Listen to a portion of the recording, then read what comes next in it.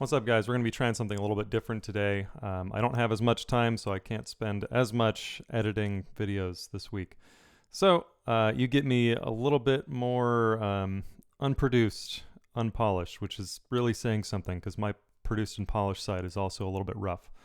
But today we're going to be going over some stuff that you can use for backup.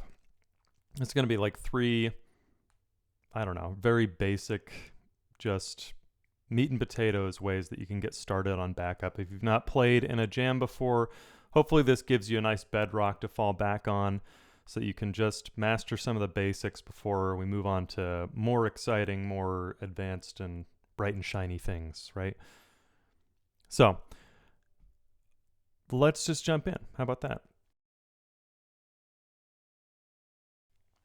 So the first most basic building block for our bluegrass banjo backup, wow, love the alliteration, is going to be our chop.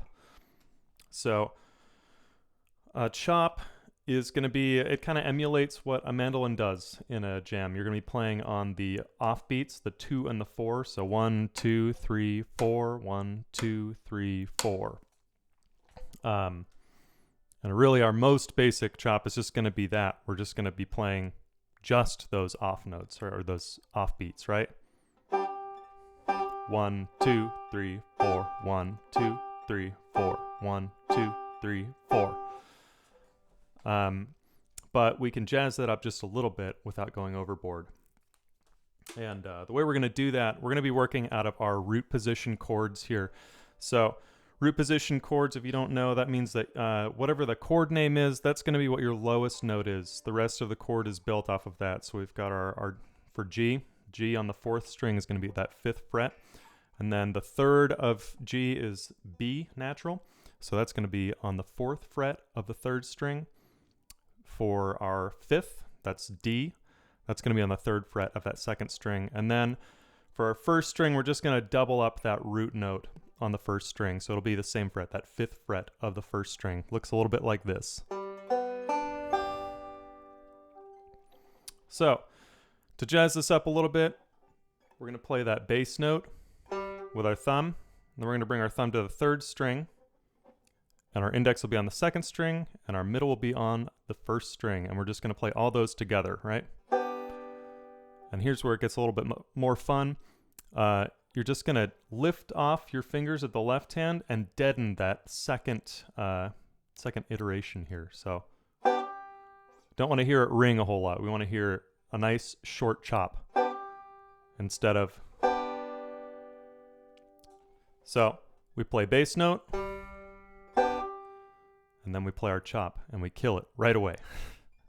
It's a common theme in bluegrass, killing things. But that's our very most basic chop, so let me play that for you real quick.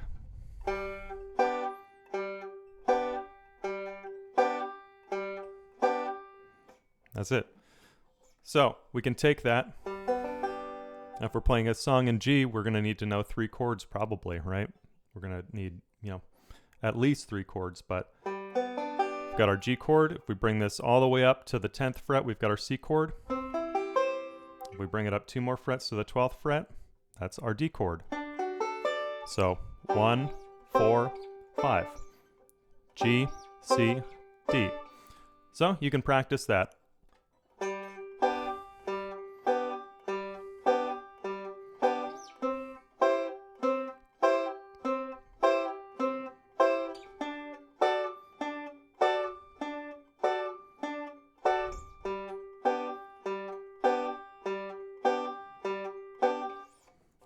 Practice that in front of the TV.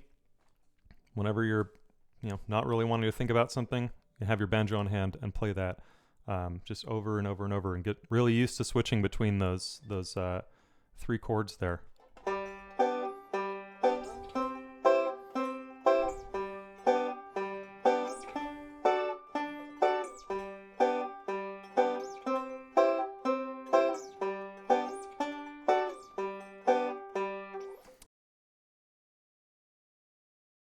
How can we jazz this up a little bit more? We're going to change a couple of things. First, we'll start by we started with our root position chord. Now it's time to learn what a first inversion chord is. So we're essentially just going to play kind of like musical chairs with the notes here. And instead of having our root on in the bass like we did in root position chord, we're going to have our third, our next note up here is going to be in the bass. So where's that B? That B is going to be the ninth fret of the fourth string. So that's what we build our chord off of. And in bluegrass, we refer to this as a D-shaped chord, or at least bluegrass banjo we do, because this is the same shape that we normally play D in. But we're going to be basing it in our off of our ninth fret here. So we've got a B, that's the ninth fret. You're going to have a ring finger on the ninth fret of the fourth string. Then your index finger will be on the seventh fret of the third string. Middle finger on the eighth fret of the third or of the second string, and then our pinky will be on that ninth fret of the first string. Sounds a little bit like that. So what we're going to do is we're going to jump back and forth between our root position chord and our first inversion chord. Right hand's going to be doing the same thing, right?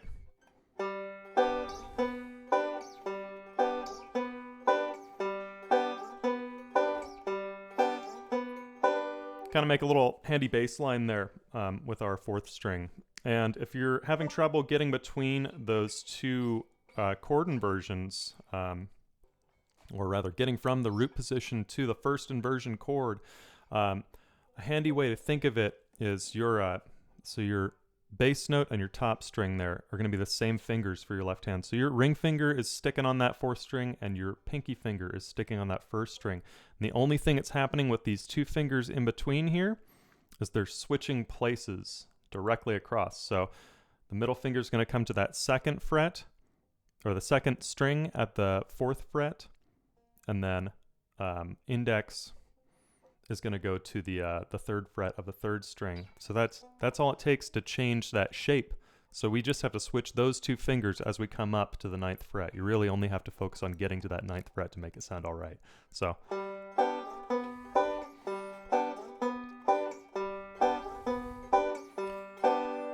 you know, practice that while you're watching Golden Girls or whatever you do.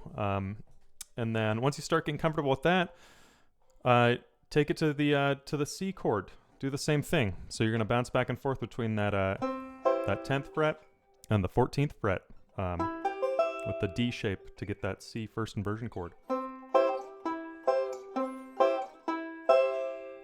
Then once you get comfortable with that, try it on the D chord, right? So we're going to start on our 12th fret with our root position chord. We're going to come all the way up to, what is this? 16th fret with that D-shaped chord. And it actually will be a D this time. So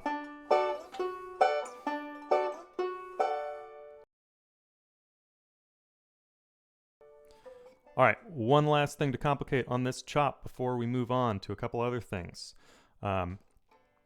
So once we get really comfortable switching between those chord positions and knowing where these chords are on the neck, we can add a little bit more jazz to it by changing up our right hand pattern a little bit. So first time through, we're going to play the same thing. Just thumb on the bass string, on the fourth string, and then all three on the top three strings. Second time around, we're going to do this. So it's going to be all eighth notes that second time around. So it'll be thumb on the fourth string, index on the second string, and then we're going to get our thumb on the third string and middle finger on that first string for a pinch after that. So let's just try it without changing the chord shape, right?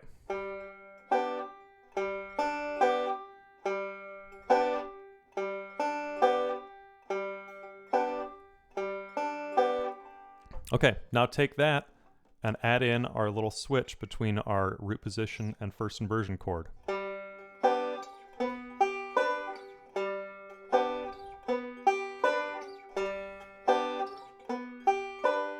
Almost missed it there. But if we play it a little bit quicker, it sounds a little bit more interesting, right?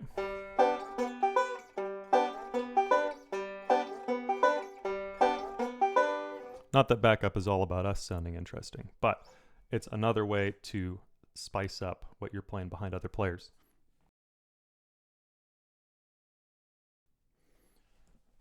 Okay, now that we've got that out of the way, that's once you've mastered all that stuff, it's time to really start putting on your dancing shoes. This next one I learned from Bill Evans, the banjo player, not the piano player. But he called it the "in the mood" lick because it is it's the same lick at the beginning of Glenn Miller's "In the Mood." It's a really swingy kind of tune. Earl played this one a lot. He got a lot of his backup licks from horn lines, so it stands to reason that he was listening to Glenn Miller. But it's going to be simpler than those chops actually. The most tough part about this one is just getting the timing right so that you don't lose your place in the beat. But you're going to be working on these top 3 strings, right? So we're kind of working out of our root position chord, but we're not going to be playing our 4th string, so we can just ignore that. Get these top 3 fingers of your G chord down. So that's, once again, middle finger on the 4th fret, your index on the 3rd fret, and pinky is going to be on that 5th fret. And then we're just going to play, it's a forward roll with a little pause in it. So it sounds a little bit like this.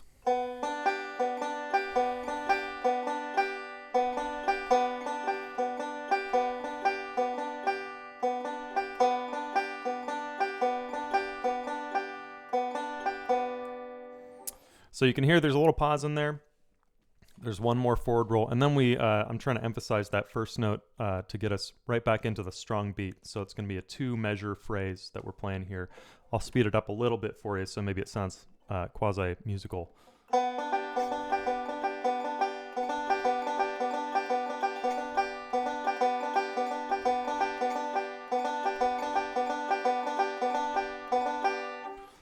So we can do the same thing with that. We can bring that up between our G and our C and our D chords.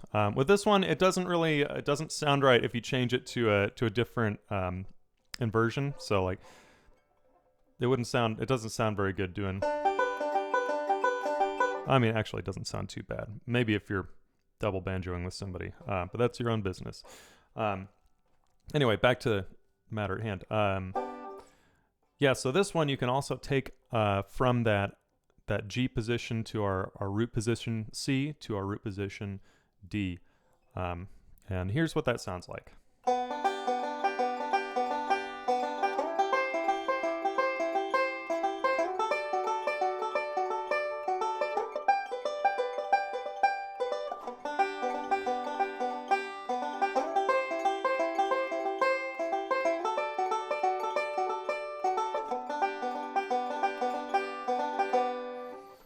So you can hear I'm doing like a little bit of a slide between those as well. Kind of just sounds more banjo-y that way. Banjo's, an ancient ancestor of the slide whistle. It just sounds better with more slides. But so when you get those transitions between chords, you can use that 3rd string as like a guide, right?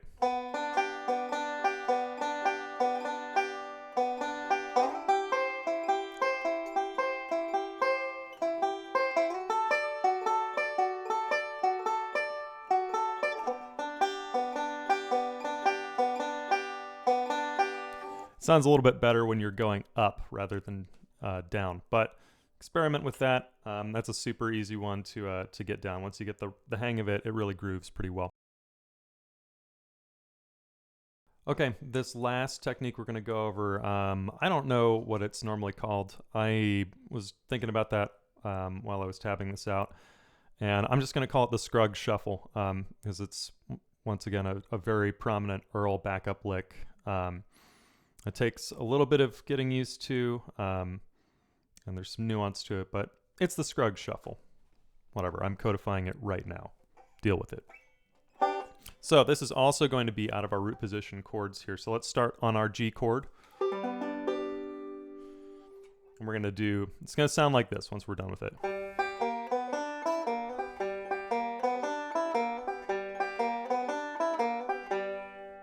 Okay, so let's dissect this one just a little bit. The way that we play this is we're going to have our root position chord down. We'll start with G, right? We're going to play thumb on the 4th string, middle on the 1st string, so it's just an octave. Then we're going to bring our index of our left hand over to this 3rd fret of the 3rd string. Then we're going to play 3 to 4 on that 3rd string, our 3rd fret to our 4th fret. And then we're going to do another walk on that 2nd string. That's going to be from our 3rd fret of the 2nd string, and then the 5th fret of the 2nd string.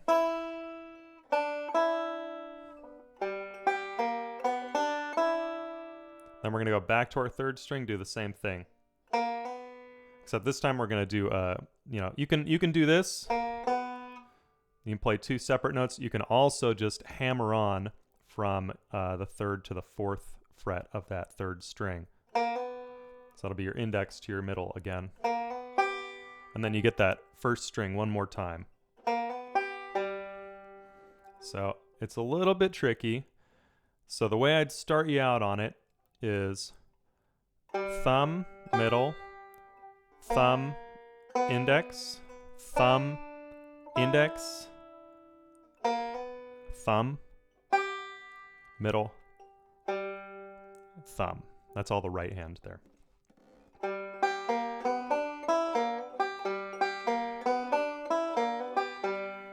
Now there's a little bit of controversy in the traditional banjo world about how you play the right hand on this one. So you can play that single string style, kind of like Don Reno style, where you're alternating thumb and index.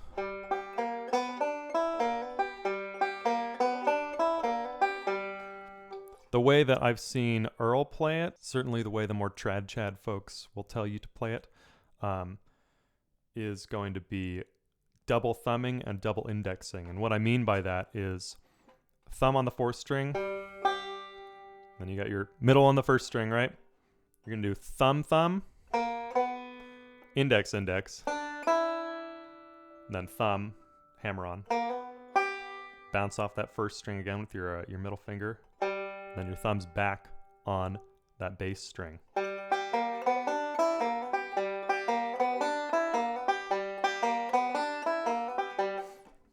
Now, ordinarily, I'd say, who cares? It actually does create more of a swing to this lick, and I think it kind of needs that. I think it's just a little too metronomic when you're playing like Reno style on this.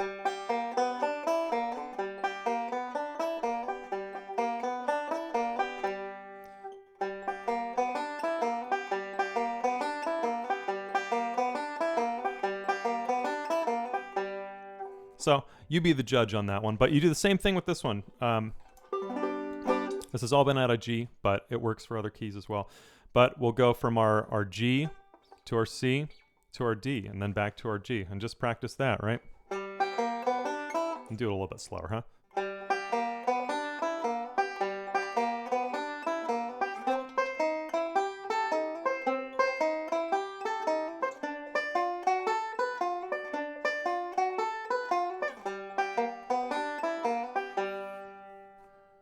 Yeah, so there you go. There's 3 little fun toys for your toolkit. Practice those on the couch. Just get really used to them, and the next time you're out at a jam, start trying to throw them in there, right? Nobody's really listening if it's a big enough crew anyway, so you can afford to be wrong a few times, huh? Live a little. If you like this, like it.